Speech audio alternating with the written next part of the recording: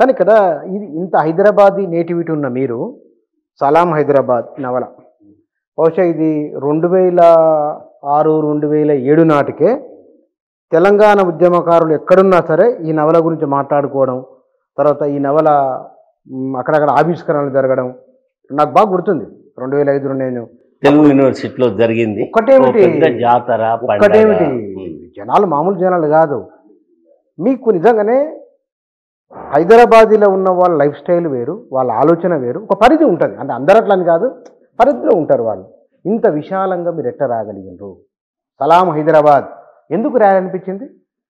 ఒక్క ముక్కలే చెప్పనా, I'm son of the soil, భూమి పుత్రుడిని. మరి భూమి మీద పుట్టినప్పుడు భూమి రుణం తీర్చుకోవాలి కదా నేను, కాబట్టి రాసిన సలాం హైదరాబాద్. ఇంకా చాలా కారణాలు చెప్తా. నగరాన్ని ప్రేమించినాం మనం అందరం. ఆ ప్రేమల నుంచే ఇవన్నీ కళలు, సాహిత్యము, సంగీతము అన్నీ వస్తాయి. మన నగరానికి ప్రత్యేక సంగీతం ఉన్నది. తీన్మార్ వాయిద్యము కేవలం ఓల్డ్ సిటీలో బార్కస్ వాళ్ళు, చావుష్లు అనబడే వాళ్ళే. అది ఆఫ్రికన్ డప్పు సంగీతం. అది అవునా? యమన్ దేశం నుంచి వచ్చిన వాళ్లను చావుష్లు అని అనేవాళ్ళు. వీళ్ళు నిజాం యొక్క అరబ్ దళంలో వీళ్ళు ఒక భాగం. చావుష్లు వాళ్ళ వాయిద్యం తీన్మార్. సో హైదరాబాద్కు ఒక సంగీతం ఉంది, ఒక సాహిత్యం ఉంది, ఒక సంస్కృతి ఉంది, ఒక ఫుడ్ ఉంది, ఒక కల్చర్ ఉంది, ఒక మాట్లాడే శైలి ఉన్నది. మీరు ఇందాక అన్నారు మీ శైలి తెలుగు, ఉర్దూ. మరి మా చిన్నప్పుడు ఉర్దూ రాజ్యమే లేనిది బాగా. మా బాపుకు కోపం వస్తే మమ్మల్ని సూవర్కే బచ్చే అని తిట్టేటోడు. He was a school teacher. That too Urdu medium school. ఆ పూరలను తిట్టి తిట్టి ఇంటికి రాగానే మమ్మల్ని మన కోపం వస్తే సూవర్కే బచ్చే అని తిట్టేటోడు. ఉర్దూ. ఆయన ఇంటికి సియాసత్ పేపర్ తెప్పించేవాడు. ఆయన ఫ్రెండ్స్ అందరూ ఉర్దూలో మాట్లాడుకునేవాళ్ళు. అంతెందుకు 1980 వరకు కూడా మేము పిల్లలము, దోస్తులము ఇంగ్లీష్ అంతా యూజ్ చేయకపోయేది, మాకు రాకపోయేది కూడా. మేము తెలుగు, ఉర్దూలోనే ఎక్కువ మాట్లాడుకునేది. తెలుగు మాట్లాడుకునేది ఫ్రీగా. తెలుగు మాట్లాడినా ఉర్దూ ఫుల్గా లోపలికి వచ్చేసేది. అరే ఏమ్రా భయ్ చారానా మురిగికు బారానా మసాలా వేసినవును.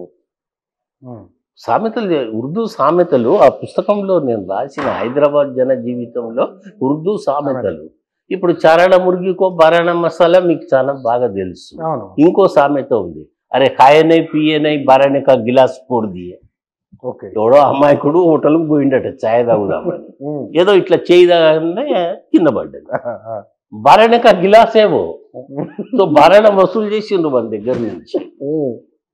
ఇట్లా బోలెడని సామెతలు ఉన్నాయి కదా మనకు.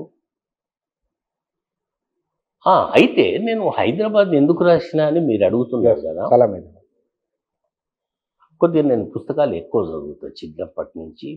మా బాపు స్కూల్ టీచర్ కాబట్టి పుస్తకాలు ఇంట్లో ఉండేటి. తెలుగు అందుబాటులో ఉన్నది అప్పటికి. బాలమిత్ర, చందమామ, మా అక్కలు తెలుగు నవలలు చదివేది, మా అమ్మ నవలలు చదివేది. మా అమ్మమ్మ గుడ్డిదైనా కూడా ఆమె గుడ్డామె అయింది ఆఖరికి. విశ్వనాథ సత్యనారాయణ అనే ఒక 1000 పడగల పుస్తకం మా అక్కలతో చదివి వినిపించుకునేది. కాబట్టి మాకు చదువు అనేది ఒకటి ఉండేది. అయితే ఇప్పుడు నేను చెప్తున్నా, లాహోర్ మీద పుస్తకాలు వచ్చినాయి, నవలలు. లక్నో మీద పుస్తకం వచ్చింది 1895లో. అబ్దుల్ హలీం షరర్ అనే ఆయన గుజిస్తా లక్నో అని ఒక పుస్తకం రాసిండు, ప్రాచీన లక్నో అని. దాన్ని మన పెద్ద దాశరథి గారు తెలుగులో చేసిండు. ఇప్పుడు దాశరథి శత జయంతులు నడుస్తున్నాయి కదా. ప్రాచీన లక్నో అని ఒక బుక్ రాసిండు. భోపాల్ మీద పుస్తకాలు ఉన్నాయి, లక్నో మీద ఉన్నాయి, ఢిల్లీ మీద బోల్డని పుస్తకాలు ఉన్నాయి. ఖుష్వంత్ సింగ్ ఢిల్లీ అని ఇంగ్లీష్లో ఒక నవల రాసిండు. అది చదివి అప్పుడు నా మనసు తిరిగింది.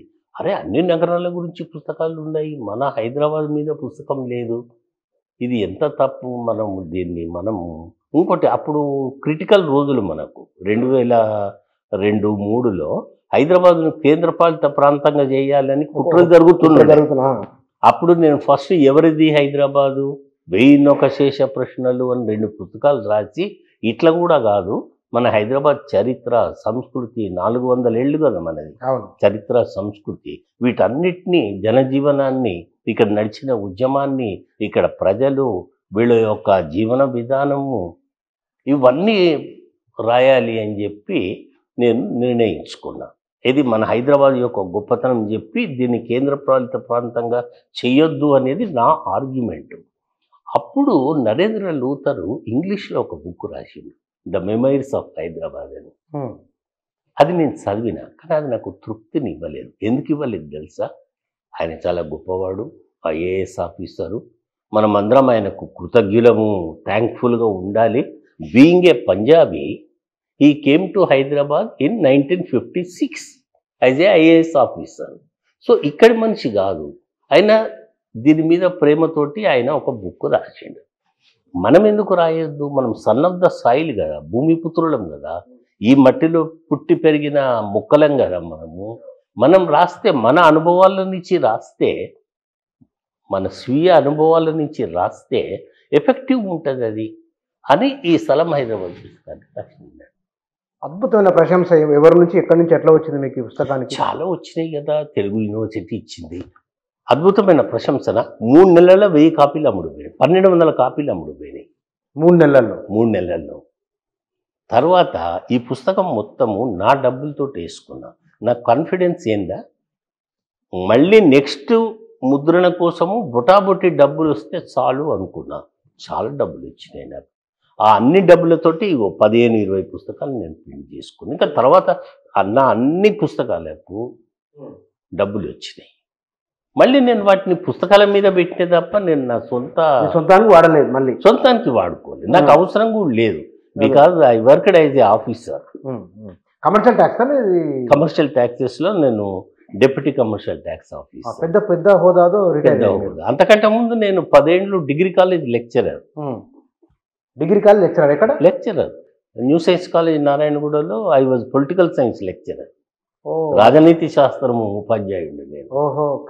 నాది తెలుగు సాహిత్యం కాదు, నాది తెలుగు పంతులు కాదు నేను. కానీ మరి ఎంత ఉర్దూ షాయరీలు, దాని అనువాదము, అద్భుతమైన అనువాదం ఉంటుంది. ఇప్పుడు దోస్తులల్లో సగం మంది తురుకోళ్ళు, నాకు మా గల్లీలో సగం మంది తురుకోళ్ళు, సగం మంది మహారాష్ట్రులు, సగం మంది కన్నడిగాలు.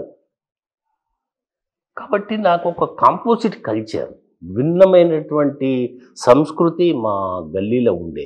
అట్నే బహుజనులు ఉన్నారు మా దగ్గర, గొల్లోళ్ళు, మంగళోళ్ళు, చాకలోళ్ళు. అది నాకు విశ్వమే విశ్వవిద్యాలయము అని ఒక మాట ఉన్నది, గోర్కీ అంటాడు. అది విశ్వమే విశ్వవిద్యాలయము. ఆ స్కూల్లో చదువుకున్నది, ఎంత చదువుకున్నానో తెలియదు, కానీ నేను ప్రజల నుంచి, మా బస్తీల నుంచి నేను నేర్చుకున్నాను. సో అట్లే ఇది రాసి